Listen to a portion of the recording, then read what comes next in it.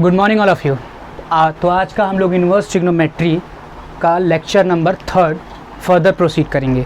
ठीक, तो आज मैं आपको बताऊंगा ये मेरे पीछे क्या लिखा हुआ है। एक बार ध्यान से देखेंगे आप लोग। तो आप ध्यान से देखिएगा, मेरे पीछे लिखा हुआ है फैजल का बदला। तो ये क्यों लिखा है मैंने, आपको अभी समझ में आ जाएगा। इन्वर्स ट्रिग्नोमेट्री का इम्पॉर्टेंस मैं आपको समझाता हूँ। इन्वर्स ट्रिग्नोमेट्री का महत्व क्या है, इसको समझने की कोशिश करिएगा। सुनिए, आपने गैंग्स ऑफ वासेपुर देखी है? देखा हो चाहे ना देखा हो, क्या फ़र्क पड़ता है, लेकिन ये डायलॉग ज़रूर सुना होगा, बाप का, दादा का, भाई का, सबका बदला लेगा रे तेरा फैजल। तो ये जो चैप्टर है आपका इन्वर्स ट्रिग्नोमेट्रिक फंक्शन, ये फैजल है और ट्रिग्नोमेट्री इसकी माँ है। ये अपनी माँ से कहा है कि मैं सबका बदला लूँगा। और ये बदला लेता कैसे है?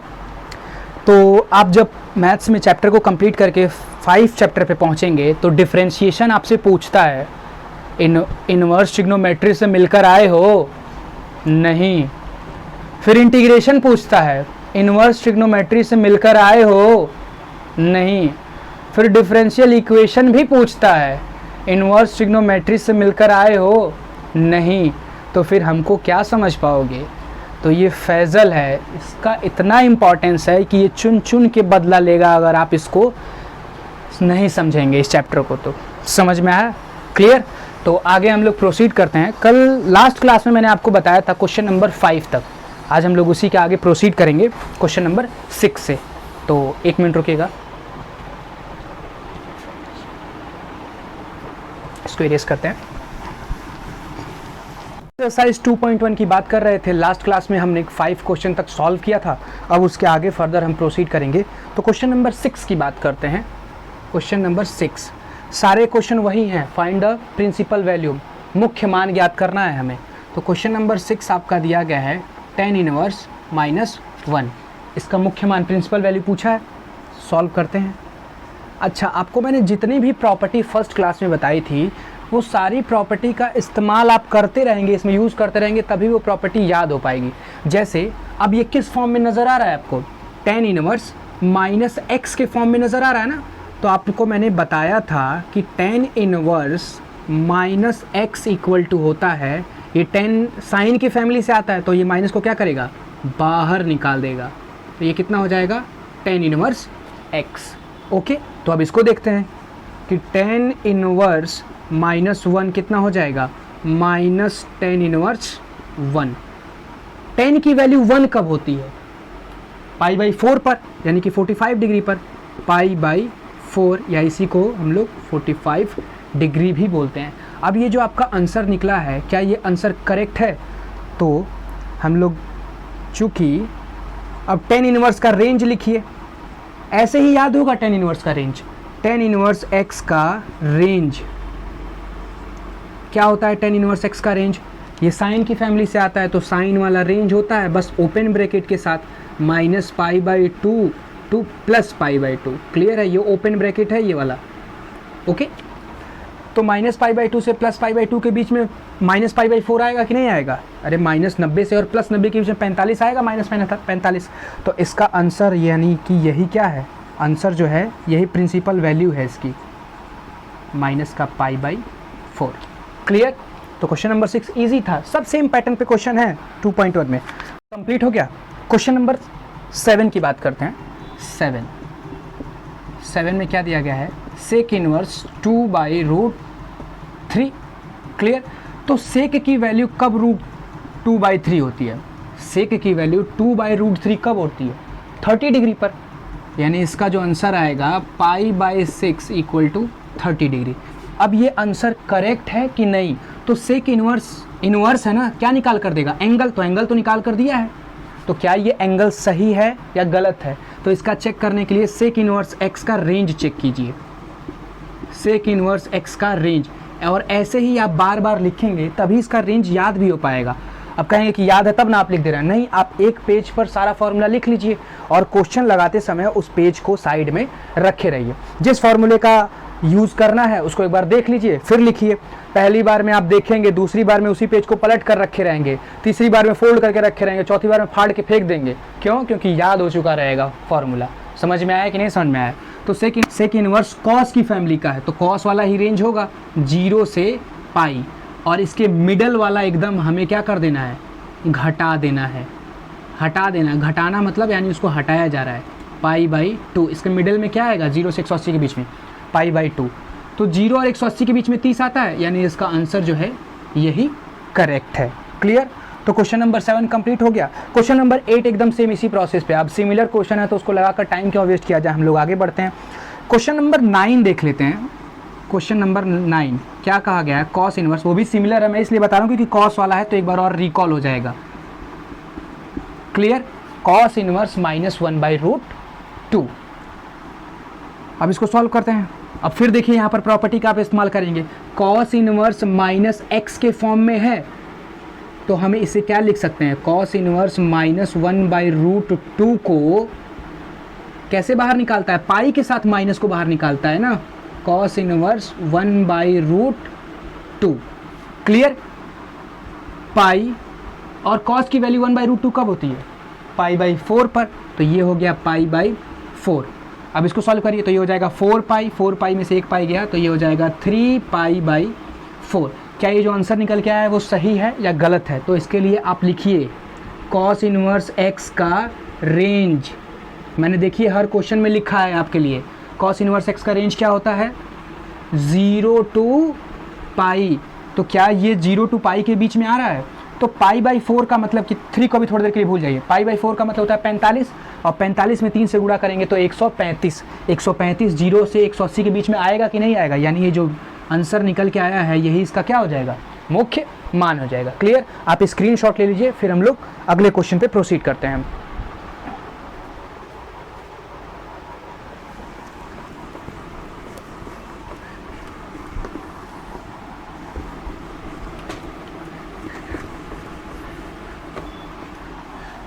ओके, ये आपका 2.1 चल रहा है। तो क्वेश्चन नंबर 9 भी क्लियर हो गया। क्वेश्चन नंबर 10 में नहीं बताऊंगा, आप खुद भी उसे लगा सकते हैं क्योंकि एकदम सिमिलर पैटर्न पे है। इसका आंसर मैं अभी बता सकता हूँ, -π/4 आएगा, आप चेक करके देख लीजिएगा। क्वेश्चन नंबर 11 की बात करते हैं। बोला है find the value of the following question, यानी कि निम्नलिखित का मान ज्ञात करना है। 11 क्वेश्चन में क्या दिया गया है, ध्यान से फोकस करके सभी लोग देखिए। tan inverse 1 plus cos inverse -1/2। Clear? और एक चीज़ और दिया है यहाँ पर, साइन इनवर्स माइनस का 1/2। अब जितनी प्रॉपर्टी पढ़े हैं वही सब लगेंगी यहाँ पर। tan इनवर्स की tan की वैल्यू 1 कब होती है, एंगल निकाल कर देगा ना, तो tan की वैल्यू 1 कितने पर होती है, π/4 पर। ठीक? कॉस इनवर्स माइनस को कैसे बाहर निकालता है, पाई के साथ बाहर निकालता है, तो कॉस इनवर्स 1/2। क्लियर? साइन जो है, साइन इनवर्स माइनस को कैसे बाहर निकालता है, नॉर्मली बाहर निकाल देता है एकदम इजीली, 1/2। क्लियर? तो देखिए प्रॉपर्टी का इस्तेमाल हो रहा है कि नहीं हो रहा है। तो ये हो जाएगा π/4 प्लस पाई माइनस कॉस की वैल्यू 1/2 कब होती है, 60 डिग्री पर, यानी हो जाएगा π/3। साइन की वैल्यू 1/2 कब होती है, 30 डिग्री पर, तो ये हो जाएगा π/6। क्लियर हो गया? तो अब सॉल्व कर लीजिए। सॉल्व करना बहुत इजी है, आप यहाँ ध्यान से देखिए। आप एलसीएम लेकर भी सॉल्व कर सकते हैं या थोड़ा सा आप अपना खुद का भी माइंड लगा सकते हैं। ये -60 लिखा है और ये -30 लिखा है, -60 -30 -90 यानी कि π/2, और ऑलरेडी आगे पाई है और ये π/4। क्लियर? 180 में से 90 जाएगा तो कितना बचेगा, 90 ही तो बचेगा।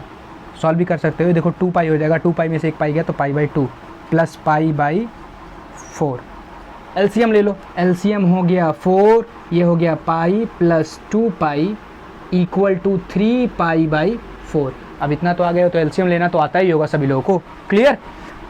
तो ये इसका आंसर हो जाएगा। वैल्यू फाइंड करनी थी, हमने वैल्यू फाइंड कर दी। क्लियर? तो ये था आपका क्वेश्चन नंबर 11। क्वेश्चन नंबर 12 की बात करते हैं। इधर हो जाएगा बिल्कुल हो जाएगा। क्वेश्चन नंबर 12 की बात करते हैं। क्वेश्चन नंबर 12 में क्या दिया गया है, cos inverse 1/2 plus 2 sine inverse 1/2। Clear?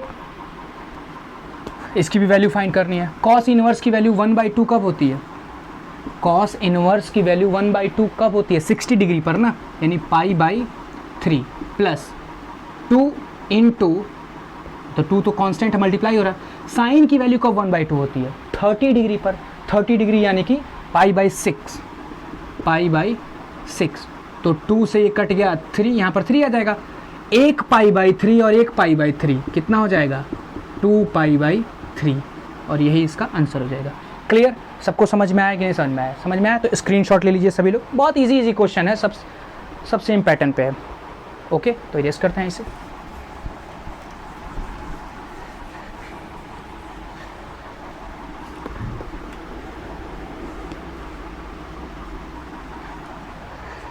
चलिए क्वेश्चन नंबर 13 की बात करते हैं। 13 वाले से थोड़ा सा बच्चे डर जाएंगे, डरते क्या है, नॉर्मल है, आप ध्यान से फोकस करेंगे तो आपको बहुत इजीली समझ में आएगा। यदि sine inverse x equal to y, तब कौन सा ऑप्शन सही होगा, आपसे यही पूछा जा रहा है। मैं जल्दी जल्दी ऑप्शन लिख देता हूँ, 0 पाई b माइनस π/2 से less than y greater,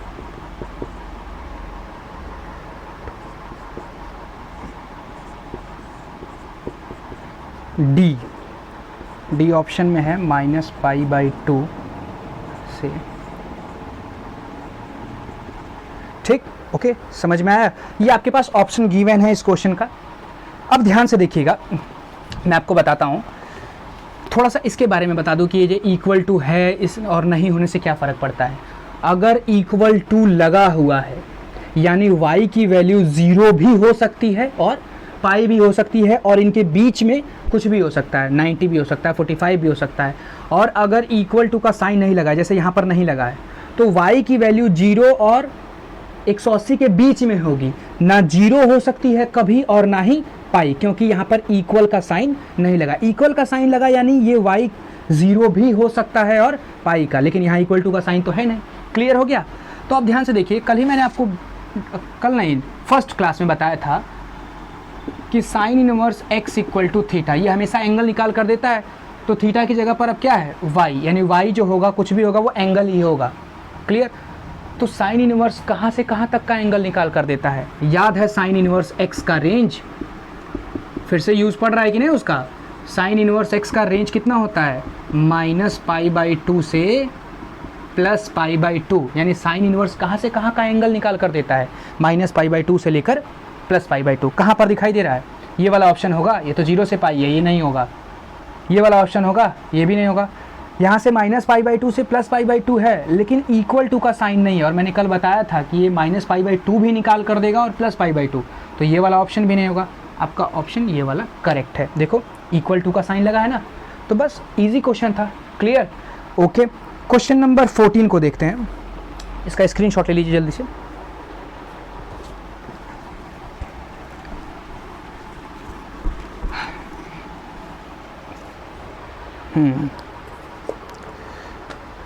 question number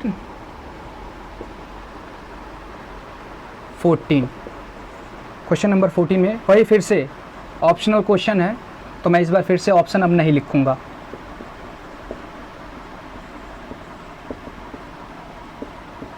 पूछ रहा है ये किसके इक्वल होगा, किसके इक्वल होगा ये, तो ध्यान से देखिएगा। इसका सॉल्यूशन बहुत इजी है, अभी ऐसा क्वेश्चन अब करते आ रहे हैं पीछे से। टेन इनवर्स की वैल्यू √3 कब होती है, 60 डिग्री, यानी π/3 माइनस सेक जो है माइनस को कैसे बाहर निकालता है, तो कॉस की फैमिली का है ये, पाई के साथ बाहर निकालता है। अच्छा, आप कहेंगे कि ये ब्रैकेट क्यों लगाया, क्योंकि बाहर कौन है, माइनस है। ये बच्चे मैक्सिमम टाइम गलती कर देते हैं कि ब्रैकेट नहीं लगाते हैं और माइनस छूट जाता है, जिसकी वजह से सवाल गलत हो जाता है। बाहर माइनस है यानी अब ये अंदर जाएगा तो साइन सबका क्या कर देगा, चेंज कर देगा। तो ये हो जाएगा π/3, ये हो जाएगा minus pi plus minus minus plus हो जाएगा। और सेक की वैल्यू 2 कब होती है, सेक की वैल्यू 2 कब होती है, 60 डिग्री पर ना, यानी π/3 पर। तो अब समझने की कोशिश करिएगा, 1 π/3 और 1 π/3 कितना हो जाएगा, 2 π/3 और माइनस का पाई। क्लियर हो गया? एलसीएम हो जाएगा आपका 3, ये हो जाएगा 2 पाई और ये हो जाएगा 3 पाई। कितना हो जाएगा, माइनस का π/3। क्लियर हो गया। तो आपका 2.1 एक्सरसाइज ख़त्म होता है यहाँ पर। ओके, तो आप इसका स्क्रीनशॉट ले लीजिए, फिर हम लोग आगे प्रोसीड करते हैं। वी नो दैट, हम लोग पहले से जानते हैं। क्या जानते हैं, जानते भी हो कि नहीं जानते हो? ये आया 11th 10a प्लस बी का फॉर्मूला। 10a प्लस बी का फॉर्मूला होता है 10a plus 10b upon 1 minus 10a into 10b। अब 12th में आ गए हो तो 11th से गुजर के ही आए होगे, तो ये फार्मूला आपने कहीं ना कहीं ज़रूर देखा होगा और इसका इम्पॉर्टेंस है। अगर ये याद रहेगा तो जिस फार्मूले को मैं बनाने जा रहा हूँ, जिस फार्मूले को प्रूफ करने जा रहा हूँ, तभी वो फार्मूला याद हो पाएगा। तो ये आना चाहिए आपको 10a प्लस बी का फार्मूला। अब लेट कर लो, 10a इक्वल टू, इसको बोल दो x। मान लिया हमने कि 10a जो है वो किसके बराबर है, x के। तो a किसके बराबर हो जाएगा, 10 उठकर इधर आ जाएगा ना, 10 इनवर्स x के इक्वल हो गया। क्लियर। अच्छा, 10b को भी कुछ मान लो। 10b को हमने क्या मान लिया, y मान लिया। थोड़ा सा ऊपर लिखते हैं, बाद में पता नहीं जगह बचेगा कि नहीं बचेगा। 10b को हमने क्या मान लिया, y मान लिया। तो b इक्वल टू कितना हो जाएगा, b इक्वल टू, फिर से इतना तो अब हो चुका है कि आप एक्सपर्ट हो गए हैं इसमें, 10 इनवर्स y। जो भी आपने माना है उसको यहाँ पे रख दीजिए। देखिए ये हो जाएगा 10, a की जगह पर कितना आ जाएगा, a की जगह पर अभी a को ही रहने दीजिए, या फिर रखना चाहते हैं नहीं मत रखिए। 10a की जगह पर x रख देंगे, 10b की जगह पर y। देखिए ना, 10a को x और 10b को y upon 1 minus x into y. ये 10 इधर क्या कर रहा है, इधर ले जाओ, क्योंकि इन्वर्स वाला फॉर्मूला बनाना है। तो ये इधर चला जाएगा और a और b की वैल्यू उठाकर रखते हैं यहाँ से। तो ध्यान से देखिएगा क्या हो जाएगा, 10 inverse x plus 10 inverse y equal to, देखो ये a की वैल्यू है, ये b की वैल्यू है, और ये 10 उठकर इधर जा रहा है, 10 inverse x plus y upon 1 minus x y. तो ये आपका एक और फॉर्मूला, यही वो झक्कास चीज़ है। क्लियर हो गया कि नहीं क्लियर हो गया? यही वो झक्कास चीज़ है कि ये तो 11th में आपने याद किया था, अब ये 12th में याद करना पड़ेगा। क्या है फॉर्मूला, देखिए अभी मैं बता दूंगा, एकदम इजीली याद हो जाएगा। 10 inverse x plus 10 inverse y equal to होता है 10 inverse x plus y upon 1 minus x into y. इसका फॉर्मूला याद रखने का तरीका पता है क्या है, आप इसको याद रखिए। अगर ये याद है तो बहुत आसानी से आप लिख ले जाएंगे फॉर्मूले को। करना क्या है, ये याद है तो 10a की जगह पर x रखना है और 10b की जगह पे y को आप रखते चले जाइए। तो देखिए अब फॉर्मूला कैसे याद करना है कि 10 inverse x plus 10 inverse y का फॉर्मूला होता है 10 inverse x plus y upon 1 minus x y. Clear हुआ कि नहीं क्लियर हो गया? अरे देखो ना, ये 10a plus 10b upon 1 minus 10a into 10b ही लिखा है। 10a plus 10b upon 1 minus 10a into 10b। 10a की जगह पर x। दिमाग में इस फॉर्मूले को सोचना है और लिखना क्या है, एक्स वाई के फॉर्म में। क्लियर हो गया? अच्छा, अगर यही फॉर्मूला माइनस वाला रहता, अगर यही 10a माइनस बी रहता, 10a माइनस बी, तो ये क्या जनरेट होता? ध्यान से देखिएगा, उसको नहीं प्रूफ करेंगे, एक ही प्रूफ से दूसरा भी प्रूफ बहुत एकदम सेम इसी पैटर्न पे है। मैं यहाँ पर लिखता हूँ 10a माइनस बी का फॉर्मूला कितना होता है, 10a माइनस का 10b upon 1 plus 10a into 10b। Minus वाला है तो माइनस ऊपर रहेगा, नीचे प्लस रहेगा, प्लस वाला है तो प्लस ऊपर, नीचे माइनस। अब ये वाला फॉर्मूला लिखना है तो देखो क्या हो जाएगा, 10 इनवर्स x माइनस का 10 inverse y equal to 10 inverse a की जगह पर x माइनस b की जगह पे y upon 1 plus x into y. Clear? तो ये माइनस वाला फॉर्मूला जनरेट हो गया। क्लियर हुआ कि नहीं क्लियर हो गया, समझ में आया सबको? तो अब ये दो फार्मूले बहुत इंपॉर्टेंट है, आगे आने वाले एक्सरसाइज में यूज़ होंगे ही होंगे, मैक्सिमम क्वेश्चन इसी पर भी मिलते हैं। क्लियर हो गया? तो आप इसका स्क्रीनशॉट ले लीजिए, फिर हम लोग आगे बढ़ते हैं।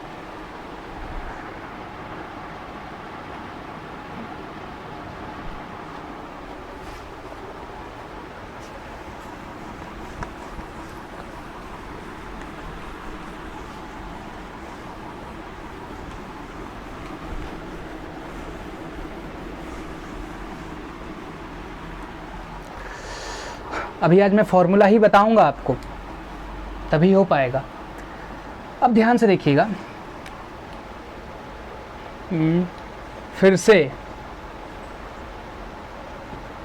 वी नो दैट, क्या जानते हैं? कुछ जानते भी हो? साइन 2a का फॉर्मूला, साइन 2a का दो फॉर्मूला होता है। एक होता है 2 sin a into cos a, 2 tan a upon 1 plus tan square a। तो अभी हम फिलहाल सेकंड वाले को लेकर चल रहे हैं, फर्स्ट वाले को भी लेकर चलेंगे नेक्स्ट क्लास में। तो 2 tan a upon 1 plus tan square a, ये हम जानते हैं। और नहीं जानते तो आप जानिए, जानने की ज़रूरत है इसे, क्योंकि मैंने बताया ना फैजल है ये। साइन 2a का formula 2 tan a upon 1 plus tan square a। Let कर लीजिए, tan a को क्या मान लिया जाए? x मान लेते हैं। तो a इक्वल टू कितना हो जाएगा? tan inverse x। होगा कि नहीं होगा? अब सब कुछ उठाकर रखते चले जाइए इसके अंदर। Sine 2a 2x upon 1 plus x square. अभी भी ये यही लिखा है 2 tan a upon 1 plus x square है। देखो, बोलना ये वाला फॉर्मूला है और उसकी जगह पर पुट x करते जाना है जब भी आप लिखते समय। 2 tan a upon 1 plus tan square है। क्लियर? तो ये साइन उठकर कहाँ चला जाएगा? इधर। तो 2 और a की जगह पर कितना हो जाएगा? अभी आप निकाले हैं, और ये साइन कहाँ पर आ गया? Sine inverse 2x upon 1 plus x square. Clear? तो एक फॉर्मूला ये भी है जिसे आपको याद रखना है। 2 tan इनवर्स x का फॉर्मूला साइन इनवर्स में, 2 tan इनवर्स x का फॉर्मूला साइन में। तो आपको याद कैसे रखना है? देखो, किसका पूछ रहा है? 2 tan इनवर्स x का साइन में पूछ रहा है ना, तो याद करिए कि साइन का फॉर्मूला tan में क्या होता था? तो 2 tan a upon 1 plus tan square है, तो 2x upon 1 plus x square. Clear? तो इसका आप स्क्रीनशॉट ले लीजिए, और आज की क्लास हम यहीं पे एंड करते हैं। नेक्स्ट लेक्चर में हम लोग आगे के फॉर्मूले को प्रूफ करेंगे और क्वेश्चन पे प्रोसीड करने की कोशिश करेंगे। ठीक है? Thank you so much.